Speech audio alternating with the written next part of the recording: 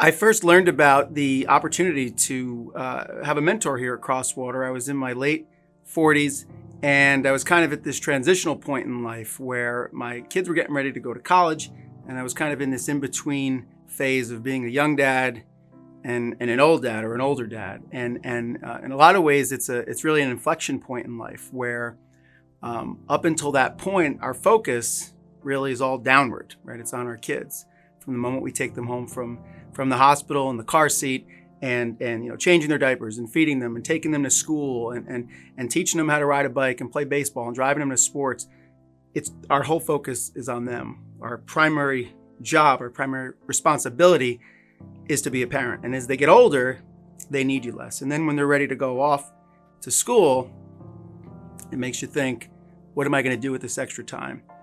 How am I going to find maybe a new purpose in life? And it also, at least for me, was really a point of reflection where I think when your kids leave, it's an opportunity to take an accounting of really the job you did as a parent, good and bad.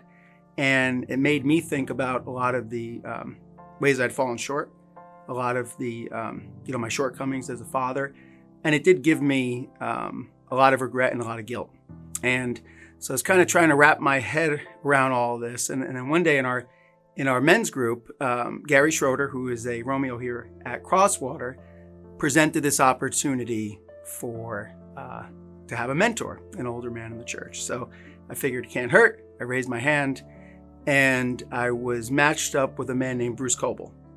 He is also one of the Romeos here at Crosswater, and I met Bruce for a cup of coffee down at Kookaburra one morning, and we hit it off right away. And I started meeting with him on a regular basis, usually once a week, at his house, which was convenient because he's right around the corner from where I live. And we would meet, and we would go over scripture. We would talk. We would pray. And what impressed me the most, and what I really appreciated the most, is how much time that Bruce had spent to prepare.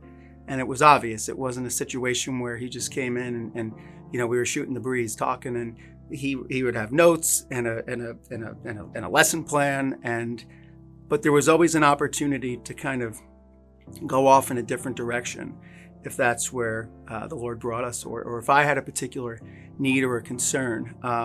And he would give me both spiritual advice and just advice as a man, big things, difficult decisions that I would need to make.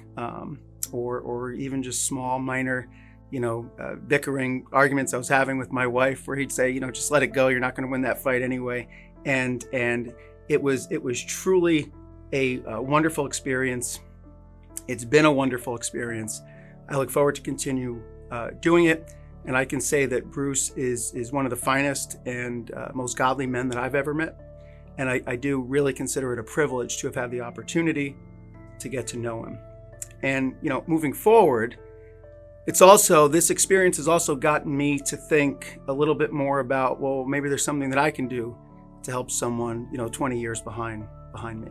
Being a young dad is tough, and there are a lot of challenges, and someone that I can maybe guide and talk about some of the mistakes that I made or some of the good decisions that I made. And in some ways, I think about some of the regrets that I have and some of the guilt that I have about things that maybe I didn't do as well as I should have, and maybe imparting that on someone else where they can make better decisions. Maybe that can help bring me some peace.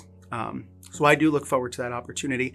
I would encourage any man at this church, old or young, to look for an opportunity to mentor or to be mentored, or both, because it has really changed my life, and it's changed the person that I am. And we can all use some help. Life is difficult, life is complicated, but we don't have to do it alone.